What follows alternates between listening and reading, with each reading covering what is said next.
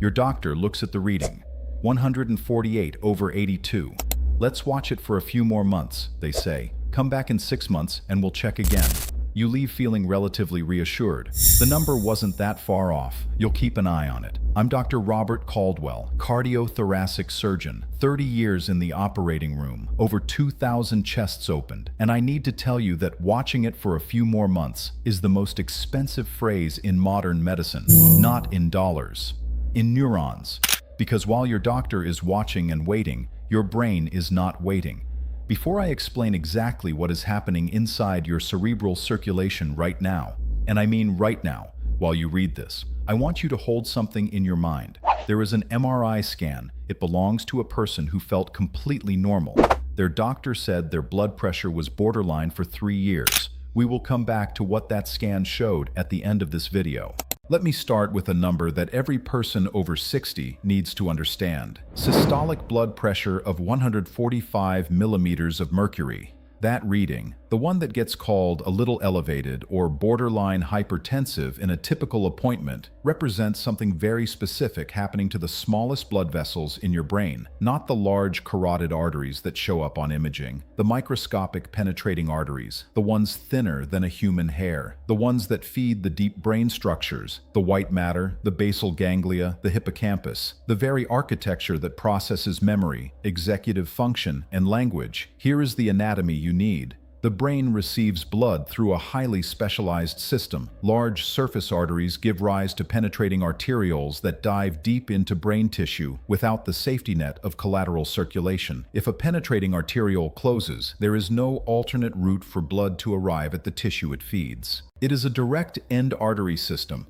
no redundancy, no backup, and those penetrating arterioles, because they arise directly from large arteries with no significant pressure drop between them, are exquisitely vulnerable to the mechanical effects of high pressure. In a brain exposed to systolic blood pressure of 145 year after year, those penetrating arterioles undergo a process called arteriolosclerosis. Their walls thicken.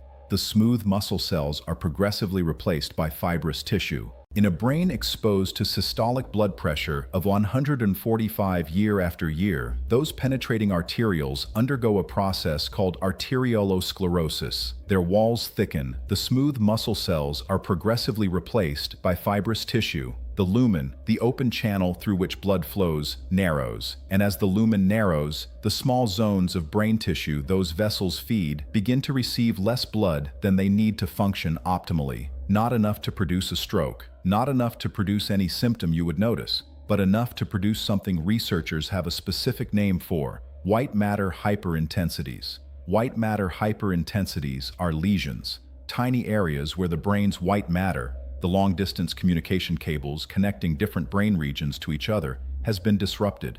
They show up on MRI as bright white spots in a sea of gray tissue. They are one of the most consistent, reliably measurable findings associated with chronic hypertension. And what the Systolic Blood Pressure Intervention Trial, SprintMind, the most rigorous cardiovascular and cognitive intervention study ever conducted in hypertensive adults, showed is something that should be required reading for every primary care physician in America. Participants whose systolic blood pressure was treated to below 120 millimeters of mercury showed significantly smaller increases in white matter lesion volume compared to participants treated to the standard target of below 140 millimeters of mercury. White matter lesions still accumulated, but measurably less, because blood pressure control was measurably better. Deep sigh. Let me translate what that means in a body you can actually imagine. Think of white matter as a city's fiber optic cable network. Every cable carries signals between different neighborhoods: memory to executive function, language to spatial processing, emotion to decision-making.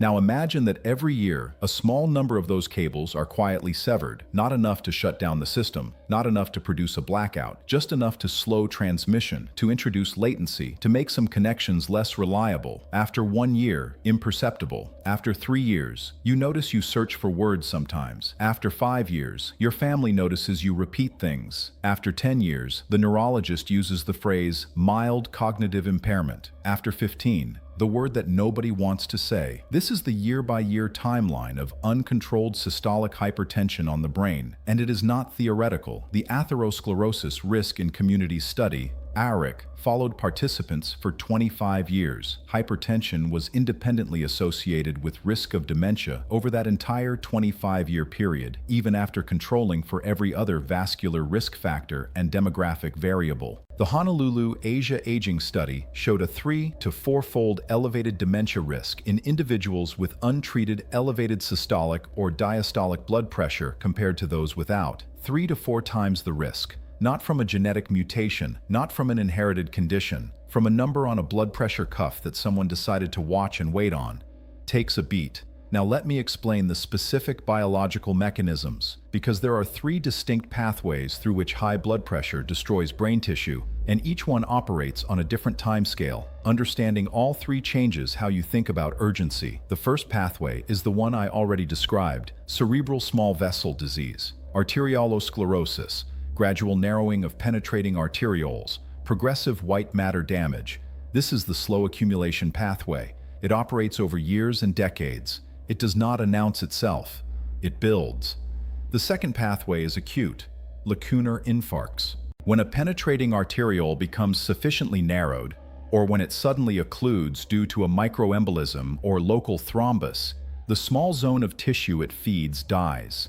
A lacunar infarct, typically just a few millimeters in diameter, completely silent in most cases, no weakness, no speech change, no alarm. The person goes to sleep normally and wakes up with a tiny area of dead brain tissue that will never regenerate. Studies consistently show that lacunar infarcts are associated with a 3 to 6-fold increased risk of cognitive impairment. They accumulate. Each one is small. Together, they rewrite the architecture of the brain's processing networks. The third pathway is the most insidious and the most recently discovered, blood-brain barrier disruption.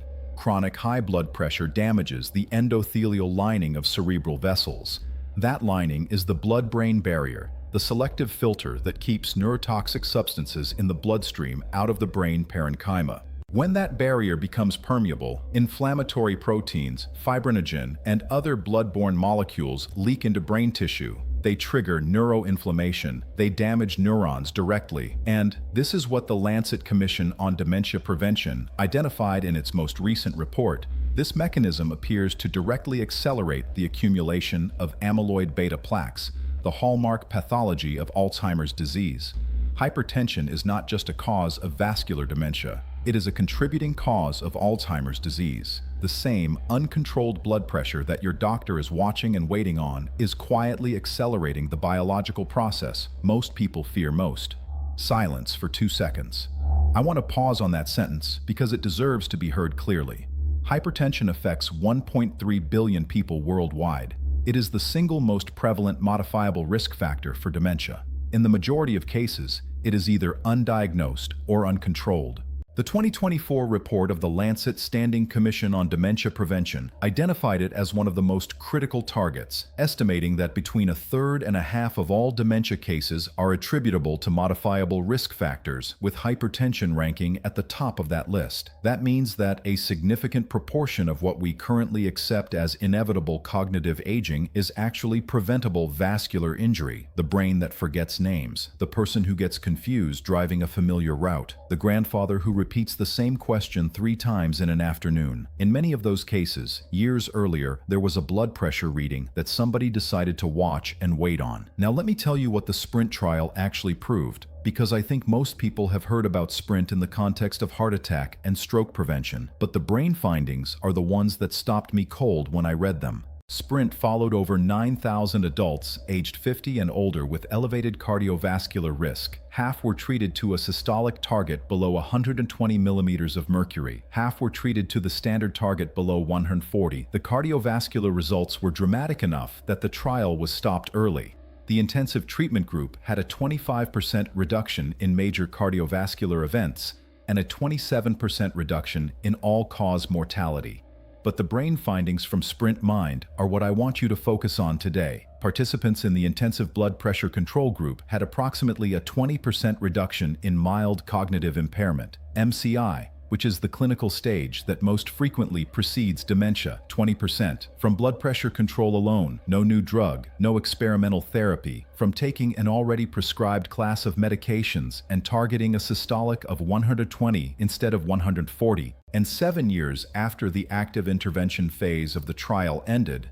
7 years later, participants who had been in the intensive treatment group still showed reduced risk of mild cognitive impairment or dementia compared to the standard treatment group. The protection outlasted the trial. The brain injury in the other group, accumulated over years of running at 140 instead of 120, could not be undone. So here is the practical question that this timeline demands you answer honestly. What is your current systolic blood pressure, and how long has it been running at that level? Not your office reading, your home readings, the ones taken in the morning before medication, the ones taken after a stressful week, the ones that show what your brain's penetrating arterioles are actually experiencing hour by hour, day by day, while the appointment is still 6 months away. A home blood pressure monitor costs under $40. The habit of taking a reading twice daily and recording it costs nothing, and the data that habit generates, 7 days of morning and evening readings brought to an appointment, is worth more to a cardiologist than 100 isolated office measurements affected by white coat anxiety or the noise of a busy clinic. The specific actions that the research supports with unambiguous evidence are not complicated. Sodium restriction to below 1,500 to 2,000 milligrams per day, because after 60, the kidneys clear sodium less efficiently, and salt is a more powerful pressor than it was at 40. Weight management, because every 10 pounds of excess weight raises systolic blood pressure by approximately 4 to 5 points. Aerobic exercise, specifically 30 minutes of moderate activity 5 days per week, which the data shows can reduce systolic pressure by 5 to 8 points through real improvements in arterial flexibility. Stress management with structured practice, because chronic cortisol elevation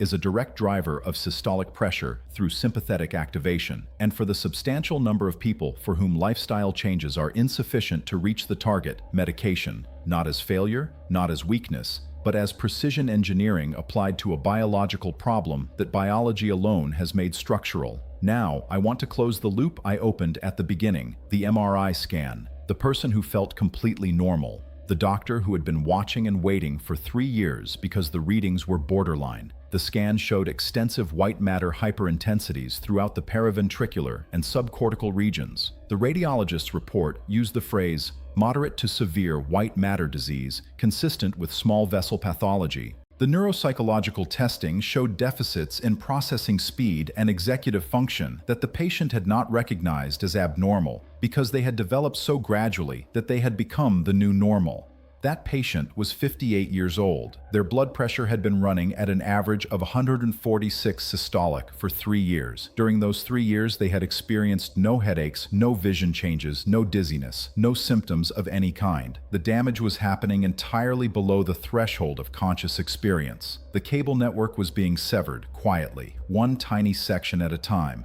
Look, I'm a surgeon, not your doctor. Everything I've shared today is grounded in peer-reviewed data from the Sprint Mind trial published in JAMA, the 25-year ERIC cohort study, the Honolulu Asia Aging Study, the Lancet Commission on Dementia Prevention 2024, and the Nature Review's nephrology paper on hypertension-induced cognitive impairment from 2021. Before making any decisions about medications or treatment targets, please have a direct and specific conversation with your own cardiologist or physician.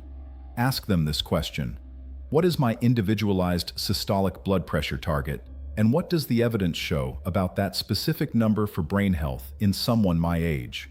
That question takes 30 seconds to ask. The answer to it could be the most important sentence your doctor says to you this year. The brain watching that number, patiently, silently, without complaint, deserves better than 6 more months of watching and waiting.